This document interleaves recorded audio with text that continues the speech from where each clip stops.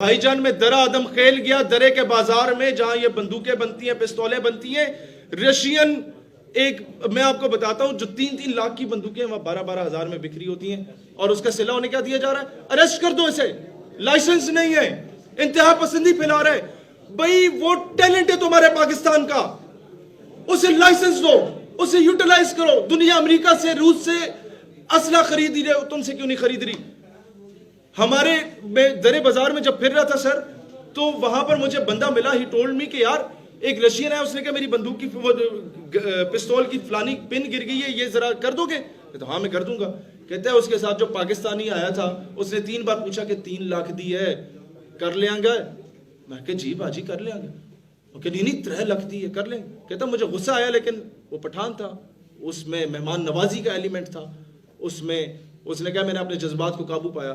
میں نے کہا یہ مہمان ہے دوسرے ملک سے تو میں نے اپنا اخلاق ٹھیک رکھنا ہے اس کے سامنے, اور ویسے بھی وہ مہمان نواز قوم ہے. اس نے کہا ٹھیک ہے میں اس کو دیکھتا ہوں.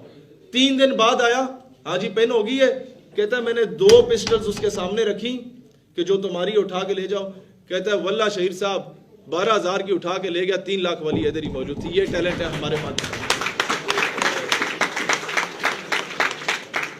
آپ کے پاس, میں ابھی تفصیل میں نہیں جاؤں گا, کئی اس طرح کے معاملات ہیں, آپ انہیں سیٹل کر سکتے ہیں. وہ پورے کے پورے گاؤں ہیں, وہ بنانا جانتے ہیں چیزوں کو, ان کو یوٹیلائز کرو. وہ ریاست کا اثاثہ ہیں, آپ کے مذہبی طبقے ریاست کا اثاثہ ہیں. ان کو ایکسپلائٹ نہ کرو, ان کو مس یوز نہیں کرو.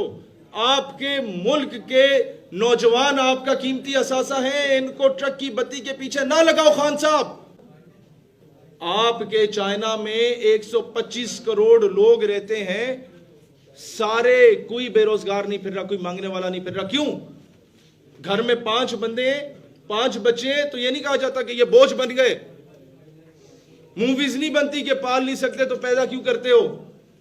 ان 5 کو سکلز سکھائی جاتی ہیں, اور چھوٹی چھوٹی کاٹیج انڈسٹریز, چھوٹی صنعتیں جو ریزنیبل سستی ہوتی ہیں وہ بنا کے دی جاتی ہیں. کپڑے بنانے کی سلائی مشین دے دی, سوئیاں بنانے کی دے دی, بالز بنانے کی دے دی, بیٹس بنانے کی دے دی, ہاکی بنانے کی چھوٹی چھوٹی بنانا یا اس کی سٹیکرز بنانے کی دے دی.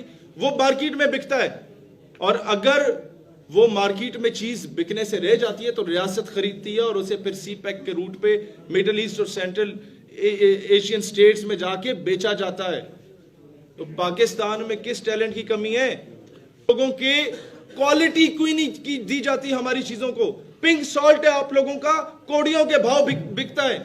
انڈین کمپنیز اس کو لیتی ہیں, اسے شیشی میں بند کرتی ہیں, پیک اسے صحیح طریقے سے اسرائیلیز کرتے ہیں. ہوتا کیا ہے؟ ہزاروں لاکھوں روپے میں بک رہا ہے.